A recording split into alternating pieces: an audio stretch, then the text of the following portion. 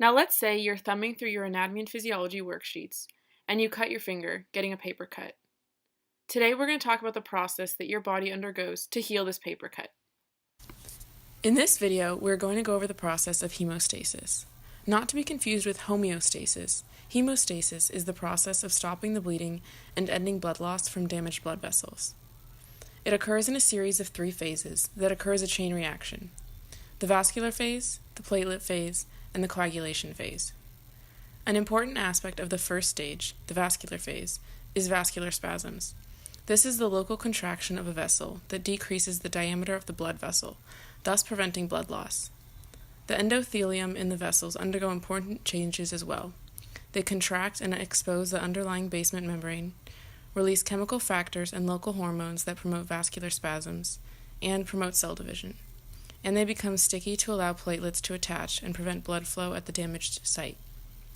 Next is the platelet phase, characterized by platelets attaching to exposed surfaces to form a platelet plug.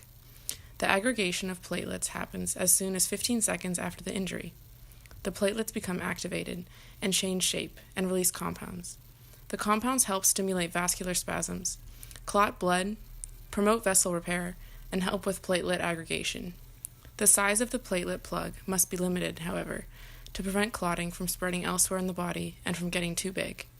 The plug is limited by factors such as prostacyclin, plasma enzymes, a blood clot, and other inhibitory compounds. This is the third step in hemostasis. The coagulation phase in blood clotting is super important, and it saves your life every time you slice your finger on those darn anatomy and physiology worksheets. Important things that are needed for coagulation to successfully happen are calcium and potassium. So please drink your milk. Unless you're lactose intolerant, then drink something else. And eat your bananas. Unless you're allergic to that, then find another food source. 3 pathways are involved in this process: the extrinsic, intrinsic, and the common pathway. In the extrinsic pathway, damaged tissues or cells release factor 3, also known as thromboplastin, and that combines with factor 7 and calcium to create an enzyme complex that activates factor 10. These factors are basically just clotting factors. In the intrinsic pathway, which is activated by proenzymes at the damaged site, the release of PF3, it proceeds with several reactions that happen one after the other, and that eventually activates the clotting factors 8 and 9 to help form the complex to activate factor 10. Clearly, factor 10 is super important in the coagulation phase.